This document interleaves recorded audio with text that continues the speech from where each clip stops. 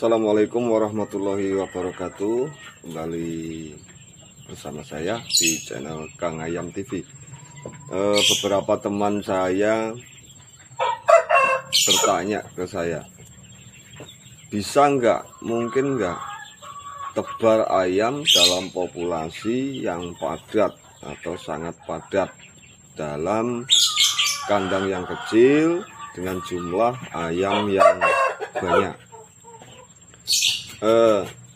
Dari pengalaman saya yang saya lakukan sendiri, kebetulan tidak hanya sekali ya, sudah beberapa siklus saya lakukan tebar padat.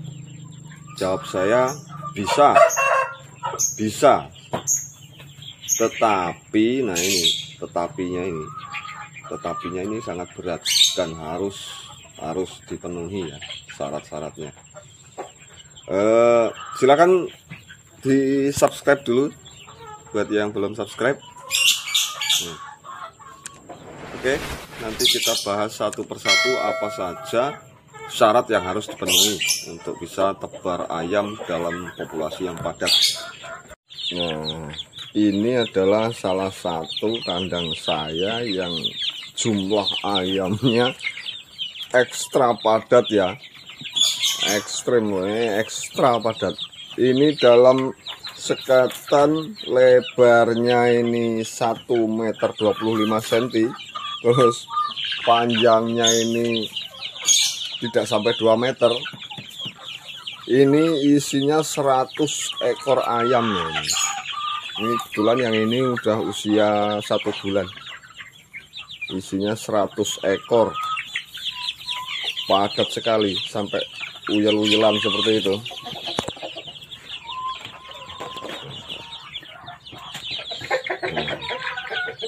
Alhamdulillah untuk bobot ayam itu masih sesuai dengan target ya, meskipun dalam populasi yang sangat padat.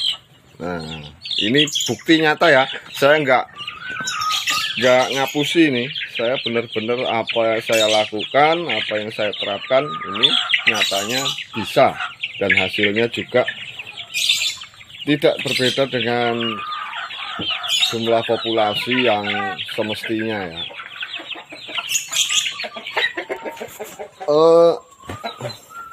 Seperti saya bilang tadi, untuk tebar sistem yang sangat padat seperti ini harus memenuhi beberapa syarat ya.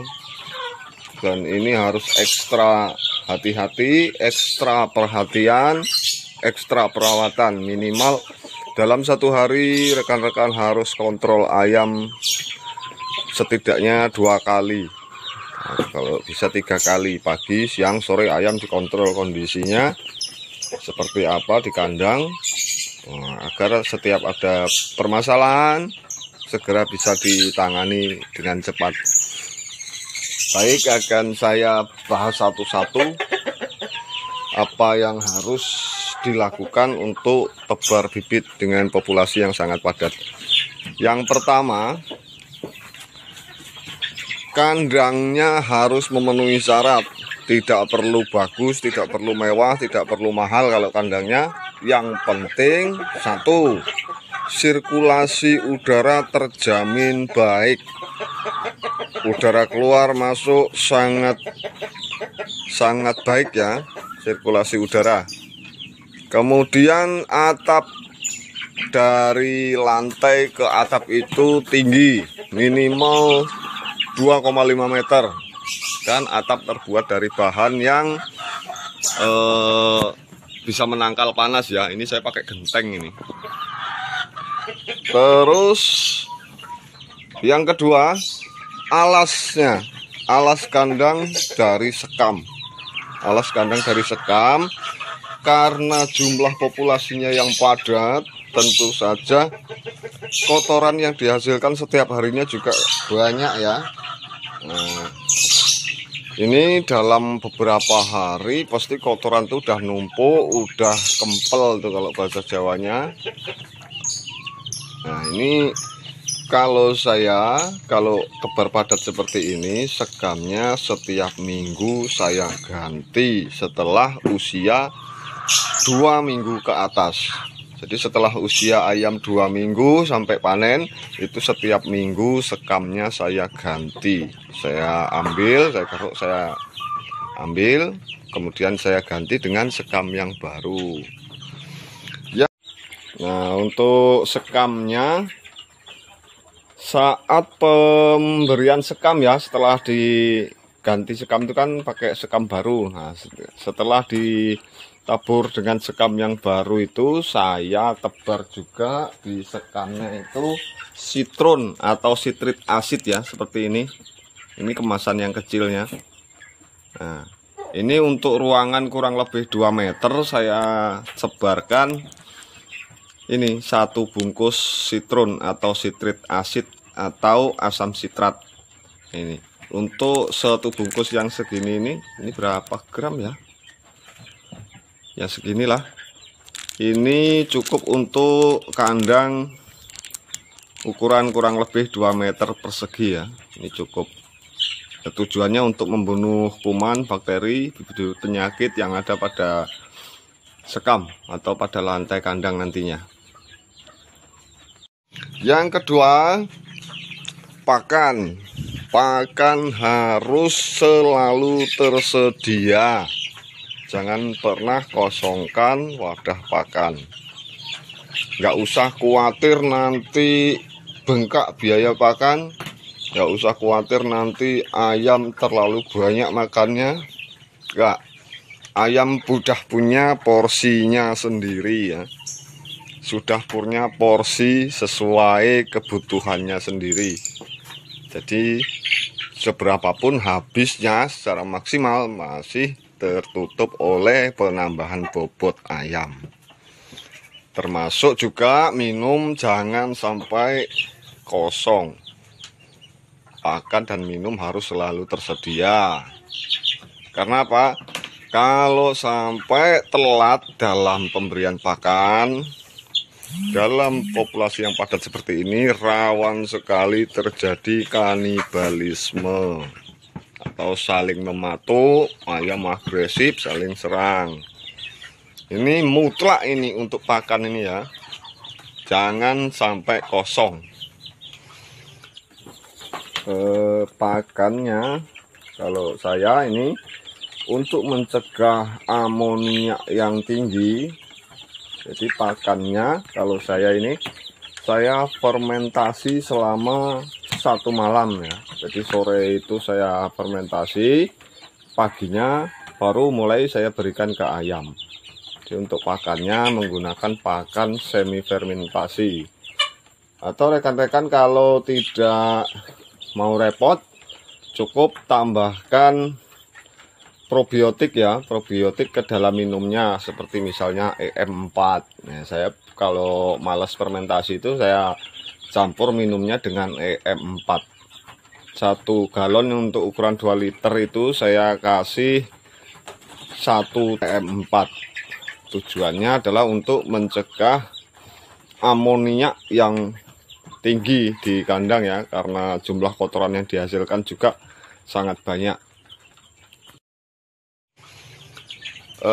Terus berikutnya, setiap seminggu 2 kali saya semprot ayam dan kandangnya. Untuk kandangnya saya semprot menggunakan larutan Baiklin ya, Baiklin dengan air untuk desinfektannya kandangnya. Kemudian untuk ayamnya juga saya semprot seminggu 2 kali. Seminggu 2 kali. Jadi dalam sehari pagi dan sore. Dalam seminggu 2 kali. Apa yang saya semprot untuk ayamnya? Yaitu larutan GPU, larutan formulasi dari Profesor Antimon Ilyas. Ini sangat efektif untuk menjauhkan segala macam penyakit ya. Penyakit-penyakit yang mudah menular itu, seperti snot, skrek, dan lain-lain itu insya Allah kalau rutin dengan penyemprotan larutan GPU itu akan dari kandang. Seperti apa larutannya, silahkan dicek di video saya sebelumnya. Sudah saya buatkan video tentang larutan GPU. Nah, itu syarat-syarat mutlak menurut saya yang harus dipenuhi untuk pemeliharaan ayam dalam populasi yang padat. Dalam kandang yang kecil bisa muat banyak. Nah, ini sangat bermanfaat untuk rekan-rekan yang memiliki lahan terbatas, lahan yang sempit, tapi ingin membesarkan jumlah populasi ayam yang dipelihara. Ya, seperti ini, saya tidak, apa yang saya sampaikan itu benar-benar dari pengalaman saya ya. Ini saya lakukan sendiri. Ya, ini contohnya, ini ayam usia 1 bulan, bobot sudah 450 sampai 500 gram. Artinya penambahan bobotnya juga sudah ideal ya. Dalam kandang yang berukuran ini lebarnya 1,25 meter, panjangnya sekitar 180 cm. Ini isinya 100 ekor ayam. Ini bisa diterapkan untuk rekan-rekan yang memiliki lahan yang terbatas ya. Untuk rekan-rekan yang lahannya luas, dana untuk pembuatan kandangnya juga cukup, ini ya tidak disarankan.